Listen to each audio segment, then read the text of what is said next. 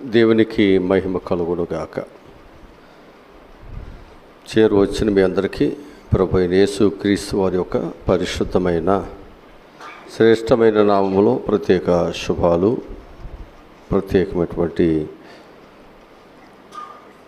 ఆశీర్వాదాలు మీ అందరికీ అందిస్తున్నాను. పరిశుద్ధ గ్రంథములో నుండి మత్తయి సువార్త 26వ అధ్యాయము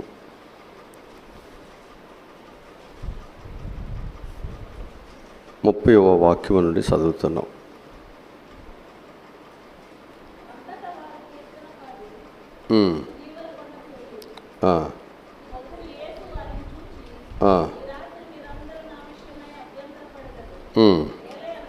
ఎలయనగా చెదరిపోవును,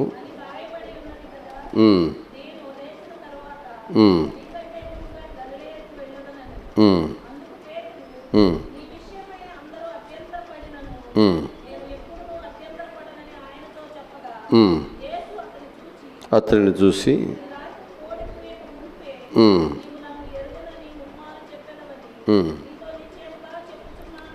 చాలు.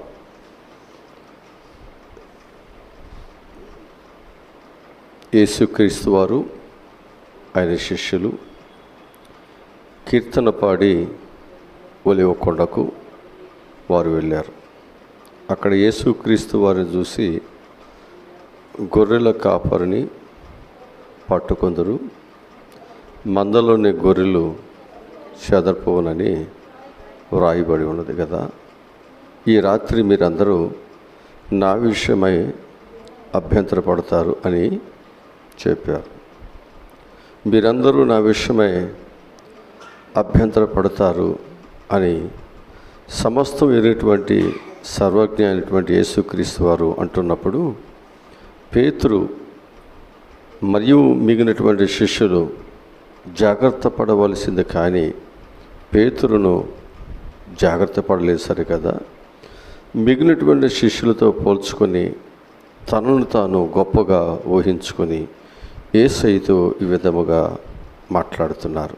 ప్రభువా, ఇదిగో ఇక్కడ ఉన్నటువంటి ఈ శిష్యులందరూ నీ విషయమై అభ్యంతర పడవచ్చునేమో, కానీ నేను మాత్రము అభ్యంతరం పడను అని బదులిచ్చారు.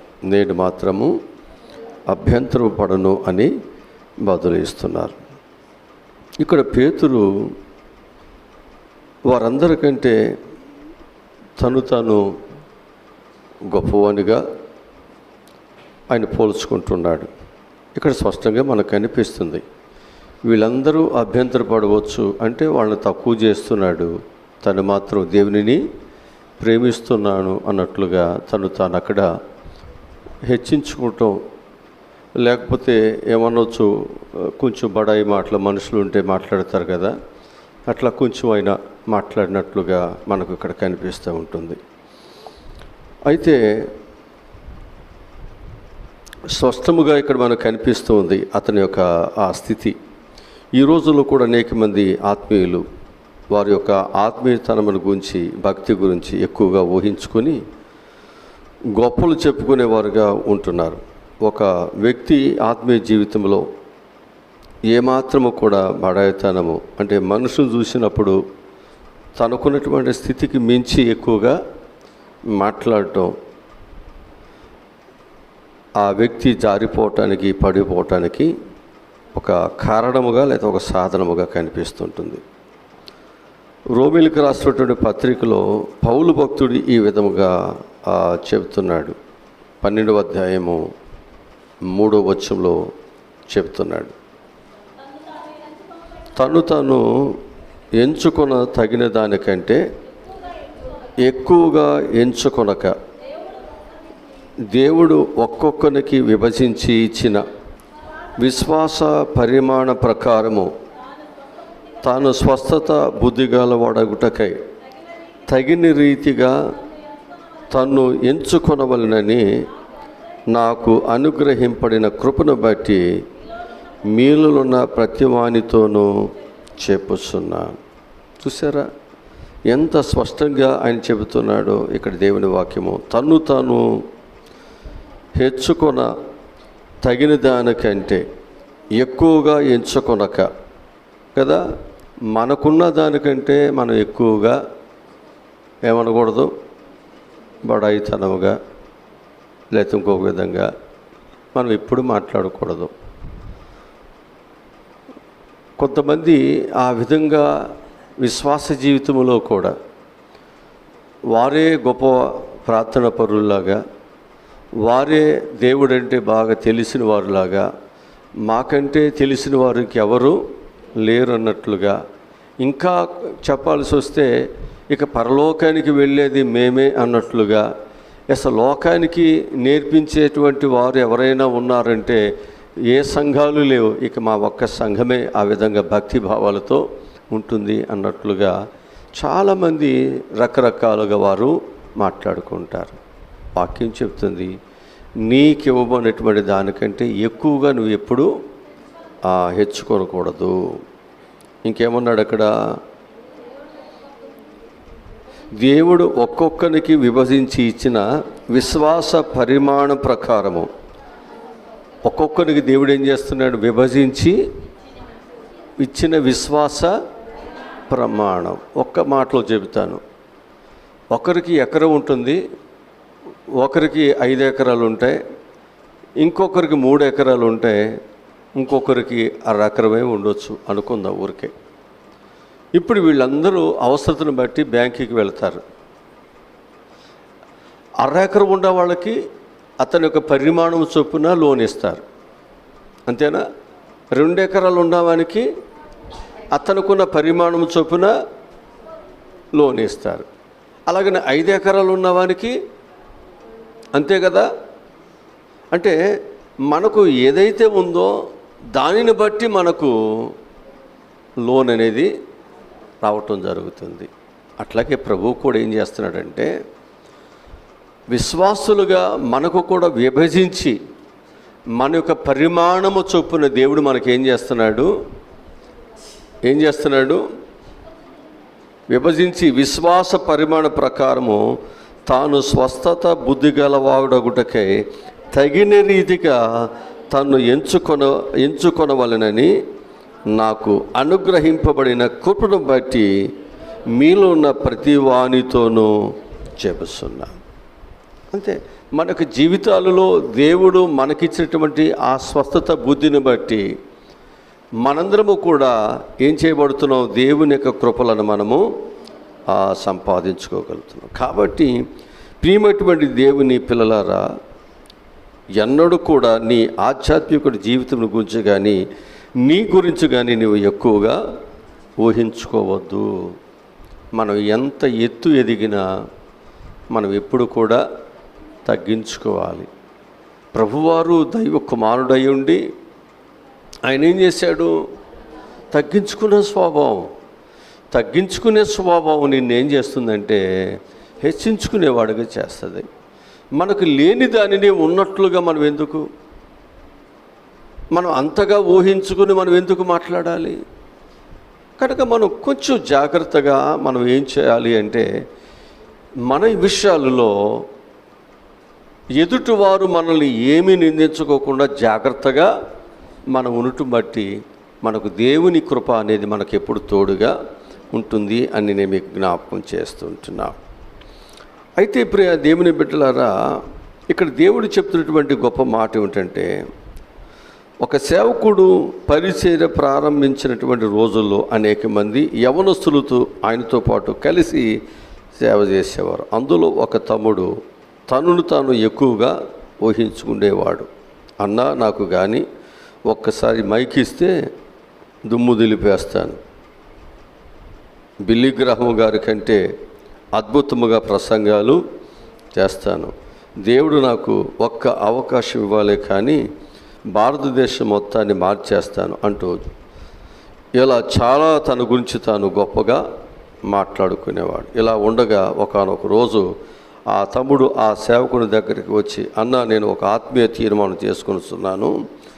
ఒక ఆత్మీయుడు మరొక ఆత్మీయురాలనే పెళ్లి చేసుకుంటున్నాడు. నా దృష్టిలో అది కరెక్ట్ కాదన్నా. ఒక ఆత్మీయురాలు కానీ ఆత్మీయురాలు కాని అమ్మాయిని పెళ్లి చేసుకుంటే ఆమెను కూడా రక్షించవచ్చు కదా. నేను ఒక అన్యురాలిని పెళ్లి చేసుకొని నాకున్న గొప్ప ఆత్మీయత ఏంటో ఆమెను మార్చేస్తాను, నాకున్నటువంటి గొప్ప ఆత్మీయతతో ఆమెని మార్చేస్తాను అని వెళ్ళి ఆయన ఏం చేశాడంటే ఒక అన్యురాలిని పెళ్లి చేసుకున్నాడు. ఆ తరువాత ఆ వ్యక్తి ఇంకెప్పుడు కూడా సేవకుల్లో సేవా జీవితాల్లో ఎక్కడ కూడా కనిపించలేదంట. ఎక్కడ కూడా కనిపించలేదు.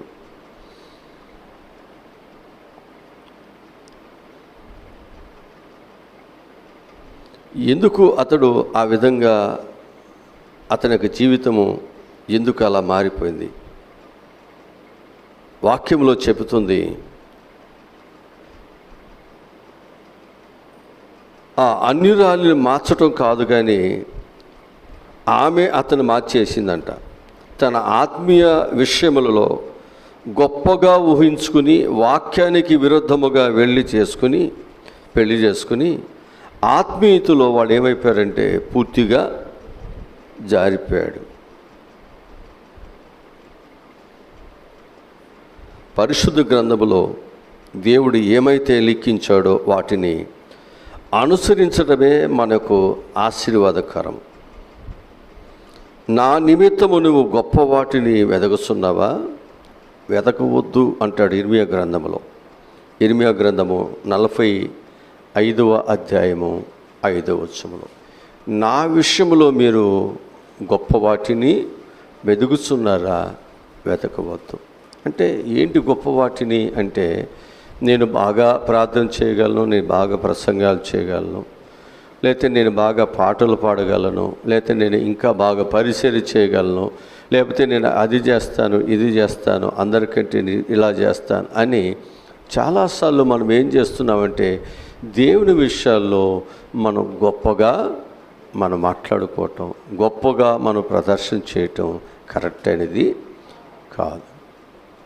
ఎందుకనంటే దేవుని కొరకు ఎన్నో చేసినప్పటికీ కూడా నేను ఇంకా ఏమి చేయాలి, దేవుని కొరకు ఎంతో చేసినప్పటికీ కూడా నేను చేసినటువంటిది ఏ పాటిది, నేను ఏ పాటి వాడిని, ఒక దుమ్ము లాంటి వాడిని, ఒక ధూళి లాంటి వాడిని. భక్తులైన వారు ఆ విధంగా తగ్గించుకుని దేవుని దగ్గర వారు ప్రార్థనలు చేయటం బట్టి వారు ఉన్నతమైన శిఖరాలకి వారు ఎక్కగలిగారు. మనకు కొంచెం ఏదైనా టాలెంట్ ఉంటే మనం భూమి మీద నడవు, మనం ఎంతో విర్రవీగుతున్నాం. ఆ టాలెంట్ని బట్టి ఏ విధంగా ప్రజలను రాబట్టుకోవాలి, ఆ టాలెంట్ని బట్టి ఏ విధంగా డబ్బులు సంపాదించాలి, ఆ టాలెంట్ని బట్టి ఏ విధంగా నేను పేరు ప్రఖ్యాతులను సంపాదించుకోవాలని ప్రాకులాడుతున్నాం. అందుకంటున్నాడు, నా నిమిత్తము మీరు గొప్ప వాటిని వెదకవద్దు అన్నాడా వాక్యంలో. వెతుకుతున్నావా? వెదకవద్దు. అది సర్వశరీరుల మీదకి ఏం పంపిస్తున్నాడట? జాగ్రత్త. వాక్యంలో దేవుని వాక్యం చాలా స్పష్టంగా చెబుతుంది, సొలొమోను గొప్ప జ్ఞానము కలిగినవాడు. సొలొమోను గొప్ప జ్ఞానము కలిగినవాడు. ఇంత గొప్ప జ్ఞానము కలిగినవాడు ఏమైపోయాడు? భార్యల చేత మార్చివేయబడ్డా? అంత జ్ఞానము కలిగిన వాడే మార్చివేయబడ్డాడు. అభిషక్తుడైనటువంటి శాంసోను ఏమైపోయాడు? స్త్రీల చేత రహస్యాన్ని చెప్పేసి మార్చివేయబడ్డా? ఇవాళ అనేక మంది మార్చివేయబడుతున్నారండి. మనం ఏ పాటి వాళ్ళమే. అందుకంటాడు, ఒక విశ్వాసి అవిశ్వాసితో పొందుకేమిటి అంటే అది తప్పు, అలా కాదు. నేను విశ్వాసునయ్యుండి నా విశ్వాసతను బట్టి అవిశ్వాసిని పెళ్లి చేసుకుని మారుస్తానని వెళ్ళాడు. ఆ యమనస్తుడు ఏమయ్యాడు? సతుకులు పట్టాడు. కొన్నిసార్లు మనమేదో గొప్పవాళ్ళుగా మన మీద టాలెంట్ ఉన్న పర్సన్ లాగా మనం బిహేవ్ చేయవద్దు. నీ స్థితి ఏంటో నువ్వు ఎరిగి ఉండు. నీ స్థితి దేవునికి తెలుసు. జాగ్రత్త.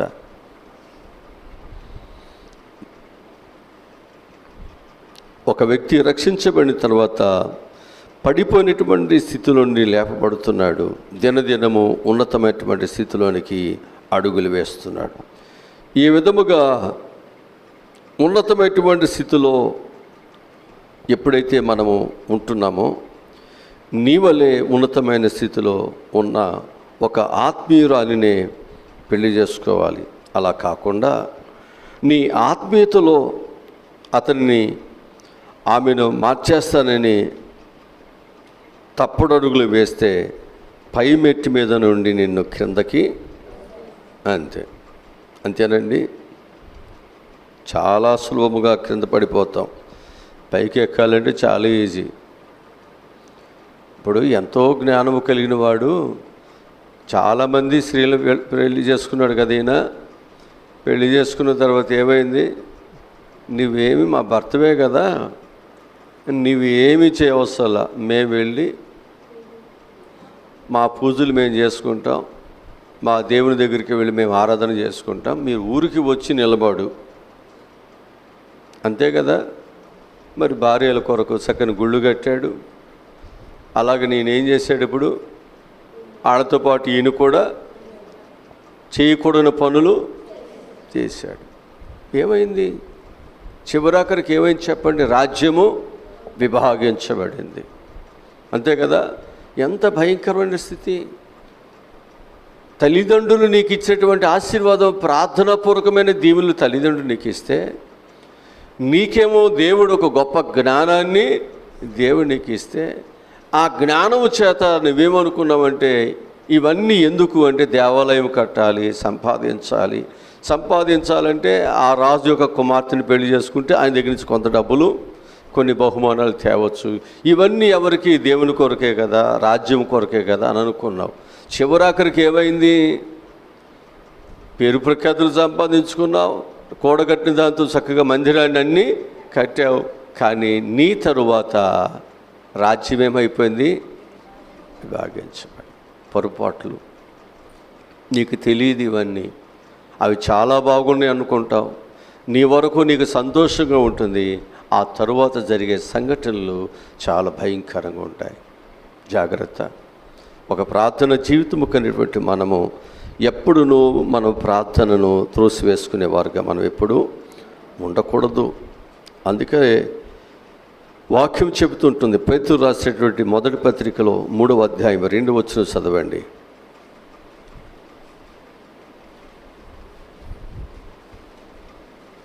పేతురు రాసిన మొదటి పత్రిక 3వ అధ్యాయం 2వ వచనం.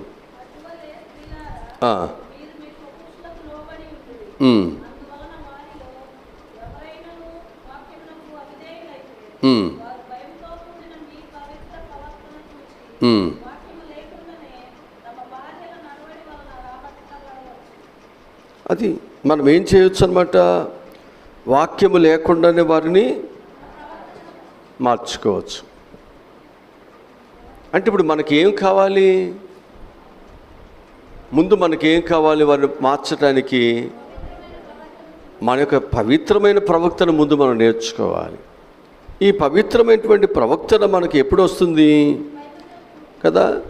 మనం ఎప్పుడైతే మన యొక్క జీవితాలను మన యొక్క కుటుంబ జీవితాలలో ఎప్పుడైతే మనం భక్తిభావాలతోనూ విశ్వాసముతోనూ మనం జాగ్రత్తగా మనం నడుచుకుంటూ ఉన్నామో, నీ నడవడిక, నీ జీవితము ఏమైపోతుందన్నమాట, అనేక మంది యొక్క హృదయాలని మార్చేస్తుంది, భర్తను సహితం మార్చేస్తుంది.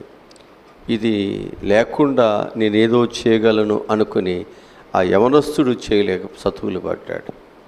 కనుక మనిషికి కావాల్సింది చేస్తాను అనే దానికంటే నీ జీవితంలో ఆధ్యాత్మికమైన జీవితాన్ని నువ్వు చేయగలిగితే, పొందుకోగలిగితే ఆ ప్రవక్తన అనేకులను మార్చగలుగుతుంది. భర్తనైనా మార్చగలుగుద్ది, భార్యను మార్చగలుగుద్ది, పిల్లలైనా మార్చగలుగుతుంది. నీ ప్రవక్తన నీ కుటుంబానికి మాదిరిగా ఉంటుంది.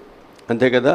నీ ప్రవక్తన నీ కుటుంబాన్ని మంచి స్థితిలోనికి నడిపిస్తూ ఉంటుంది. ఆటోమేటిక్గా వాళ్ళే నీ ప్రవక్తను బట్టి నువ్వు ఉదయాన్నే లేచి ప్రార్థన చేసుకోవటం, చక్కగా దేవుని గురించి ఆ మాటలు చెప్పటం, దేవుని గురించి పాటలు పాడుకుంటూ నువ్వు దేవుని గురించి చక్కగా నడుస్తూ ఉంటే వాళ్ళకి ఏమనిపిస్తుంది?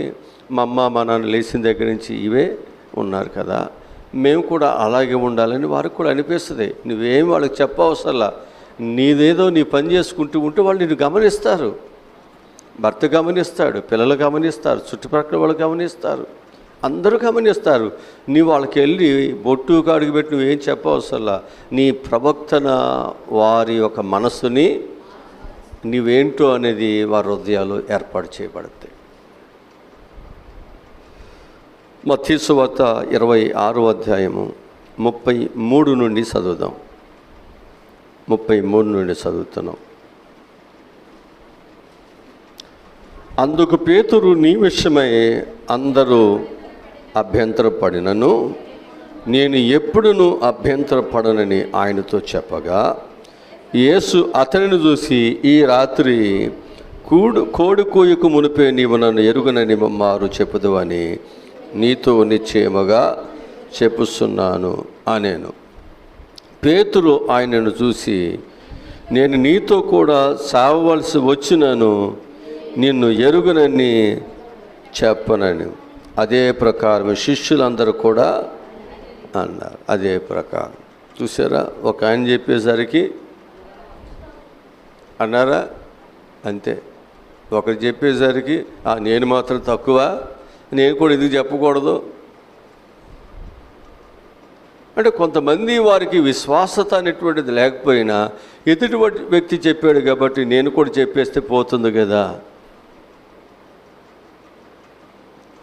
కానీ పేతురు జీవితంలో మనం చూసినట్లయితే, పేతురు యొక్క జీవితంలో చూసినట్లయితే అతని యొక్క జీవితంలో ఒక గర్వపడేటువంటి ఆ పరిస్థితిని మనం చూస్తూ ఉంటున్నాం. ఎవరు అభ్యంతరపడుతున్నా నేను మాత్రము అభ్యంతరపడను, సావవలసి వస్తే చచ్చిపోతానే తప్ప నేను మాత్రము నిన్ను ఎరగనని చెప్పను అంటాడు. ఇది ఎవరు చెప్పారు? యేసు ప్రభువారు ఆయన గురించి చెప్పాడు. ఆయన బ్రతుకు ఎరిగినవాడు చెప్పాడండి. ఆయన నడక పరిస్థితులు ఎరిగినవాడు చెప్తున్నాడు ఆయన గురించి. తెలిసినవాడు చెప్పినా కానీ ఈయనేమంటున్నాడు, బొంకుతున్నాడు. అక్కడ కొంతమంది యథార్థతలకు రారు, బొంకటమే. నోరు ఉంది కదా, జ్ఞానం ఉంది కదా అంటే మన బొంకుతూ భక్తిని,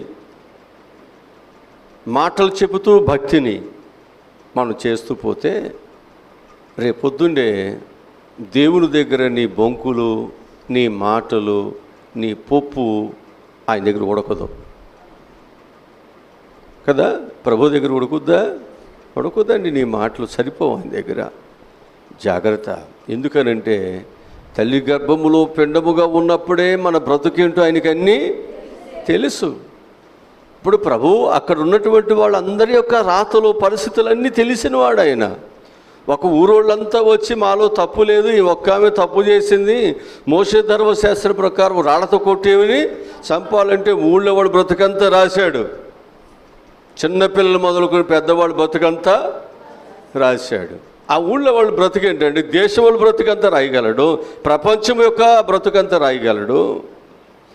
అలాంటి రాయగలిగినటువంటి దేవుని దగ్గరకు వచ్చి మన మీద పగడ్బాలు పలుకుతూ మన మీద భక్తి ఉన్నట్లుగా చెబితే ఆయన ఎలా ఒప్పుకుంటాడు? ప్రభు ఏమన్నాడు? నీవు నన్ను ఎరగనని ఆ కోడి కూయకు మునిపే అని చెప్పాడు. మన టైంతో సహా కోడి కూయకు మునిపే ముమ్మారు నీవు నన్ను ఎరగనని చెప్పిన తర్వాత కోడికి వస్తుంది. పేతురు చెప్పేశాడు, వెళ్ళిపోయాడు. దుష్టులు వచ్చి పట్టుకున్నారు. పేతురు యేసు ప్రభు కొరకు తన వరలో ఉన్న కత్తిని తీసి ఫైట్ చేశాడు. కానీ యేసు ప్రభు వాడు అన్నాడు, కత్తి పట్టుకున్నాడు, కత్తి చనిపోతాడు, ఆయన నీ కత్తిని వరలో పెట్టుమని చెప్పాడు. మళ్ళా నరికినటువంటి అతని యొక్క చెవిని మరలా ఏం చేశాడు? అతికించి అతన్ని బాగు చేశాడు. ఆ తరువాత యేసు ప్రభు వారిని శ్రమ పట్టుటానికి తీసుకువెళుతున్నప్పుడు పేతురు ఏం చేశాడు? యేసు ప్రభుని ఆయన ఒక్కొక్క అడుగు ఏమైపోయాడు తెలుసండి? దేవునికి దూరంగా వెళ్ళిపోయి దూరముగా చూస్తున్నాడు. అప్పుడు వరకు చావనైనా చస్తానన్నవాడు ఏమైపోయాడు? ఒక్కొక్క అడుగు యేసు ప్రభుని శ్రమ పెట్టేవాళ్ళు పట్టుకుని ఆయన తీసుకువెళుతున్నారు. ఆయన వెంబడించవలసిన, ఆయన కొరకు నిలబడవలసిన వాడు. పేతురు ఏదైతే చెప్పాడో అదే చెప్పినటువంటి శిష్యులు ఒక్కొక్క అడుగు ఏమైపోయారు? వెనక్కి వెళ్ళిపోతున్నారు. జాగ్రత్త. పగడుబాలు చెప్పడం కాదు, కష్టములలో శ్రమలలో నిలబడటమే విశ్వాసం. మాటలు చెప్పడం కాదు, క్రియలతోని విశ్వాసం ఏంటో రుజువు చేయటమే విశ్వాస యొక్క జీవితం. అదే దేవుడు కోరుతున్నాడు, అదే మన నుండి దేవుడు ఆశపడేది. ఎప్పుడైతే మనము ఆ విధంగా మన విశ్వాసతను మనం ఎప్పుడైతే ముందుకి తీసుకువెళ్తున్నామో దేవుడు గొప్ప ఆశీర్వాదాన్ని ఇస్తాడు. అందుకే గర్విష్ఠుడా నేను నీకు విరోధిని, నాశనమునకు ముందు గర్వం నడుస్తుంది, సత్యము పడిపోవటానికి ముందు అహంకారము నడుస్తుంటుంది. పేతురు గర్వంతో మాట్లాడుతున్నాడు. యేసు ప్రభు అతన్ని చూశారు, పేతురుని. యేసుప్రభు అతను చూశారు. పేతురు అన్నాడు, అలా కాదు, ఈరోజు రాత్రి కోడి కూయిపోయి నీవు నన్ను ఎరుగువని యేసుప్రభు చెప్పేశాడు.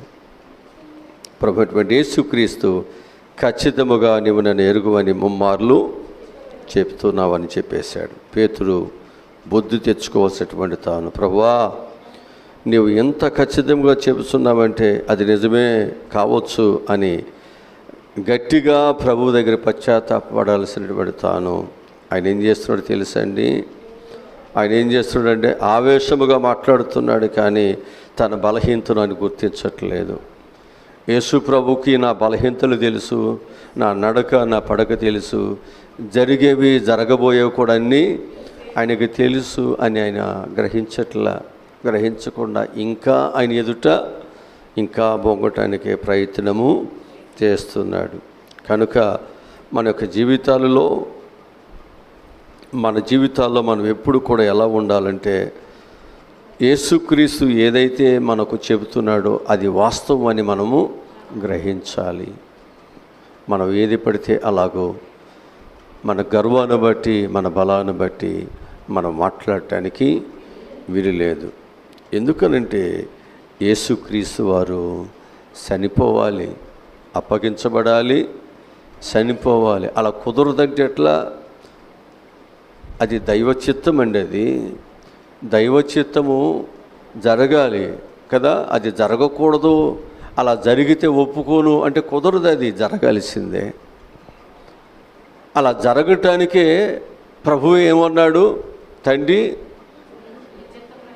ఎలా జరిగితే అలాగూ జరగని అన్నాడా? నీ చిత్తం ఎలా జరగాలనుకున్నావో అలాగూ జరిగించయ్యా. లోబడ్డాడు. లోబడాలి. మనము లోబడితే దైవ కార్యాలు చేయగలుగుతాం. లోబడితే దైవ చిత్తము మన ద్వారా సమాజానికి చేయబడుతుంది, మేలు చేయబడుతుంది. లోబడితే మన ద్వారా అనేకులకు రక్షణ దొరుకుతుంది, అనేకులు దీవించబడతారు, అనేక మంది దైవ మార్గంలోనికి వస్తారు. కనుక లోబడినటువంటి వారి వైపు దినమెల్ల నా చేతులను చాపుతున్నానన్నాడు ప్రభువారు. కనుక మనం లోబడదాం. ప్రభువుని వెంబడించే మనము, ప్రభు దగ్గరికి వచ్చే మనము, అనేక సంవత్సరాలు ప్రభువుతో మనకున్నటువంటి అనుభూతిని కలిగిన మనము బలహీనులుగా మాట్లాడొద్దు. బలహీనులుగా మన యొక్క జీవితాల్లో ప్రజల దృష్టిలో ఎగతాళిగా ఉండవద్దు. ఎందుకనంటే మన నడక పడక మన ఇంట్లో భర్తకు తెలుసు, పిల్లలకు తెలుసు, చుట్టుప్రక్కల వారికి కూడా తెలుసు. నేనేదో భక్తి కలిగిన వాడిని అని నువ్వు చెప్పుకుంటూ పోతే ఎలా ఉంటుంది? చూసేవాళ్ళకి దేవుని నామం ఎగతాళిగా ఉండదు. జాగ్రత్త. కనుక మనం ఎగతాళి చేయబడవద్దు. దేవుని నామాన్ని ఘనపరచటానికి మనల్ని మనం ఎప్పటికప్పుడు ఏం చేయాలి? తగ్గించుకుందాం. తగ్గించుకుందాం. అట్టి స్వభావము దేవుడు మనందరికీ దేవుడు దయచేయునుగాక. ఆమేన్. హల్లెలూయా, హల్లెలూయా. తగ్గించుకున్నటువంటి వారు హెచ్చించబడతారు కదా. ఎంతోమంది తగ్గించుకున్నారు. ఐగుప్తు ధనము కంటే ఫరో యొక్క కుమార్తె యొక్క కుమారుడును అనిపించుకునే దానికంటే దేవుని ప్రజల కొరకు శ్రమ పడుట నాకు మేలు. తగ్గింపు జీవితం ఆశీర్వాదం. ఎప్పుడైతే మనలో మనం తగ్గించుకుంటున్నామో మనం హెచ్చించబడతాం. ఒక పురుగు లాంటి యాకోబు తన జీవితము దేవుడు ఒక ఉన్నతముగా దేవుడు మార్చాడు. గుంటలో పడి ఉన్నావా? అనేకమైన పరిస్థితులు పడి ఉన్నావా? దీనస్థితిలో పడి ఉన్నావా? పెంట కుప్పలలో పడి ఉన్నావా? దేవుడు నిన్ను పైకి తగ్గింపు కలిగిన వాడు హెచ్చించబడతాడు. తను తాను హెచ్చించుకున్నవాడు తగ్గించుకుంటారు. ఈరోజు మనం తగ్గించుకుందాం, దైవాశీర్వాదములను సంపాదించుకుందాం.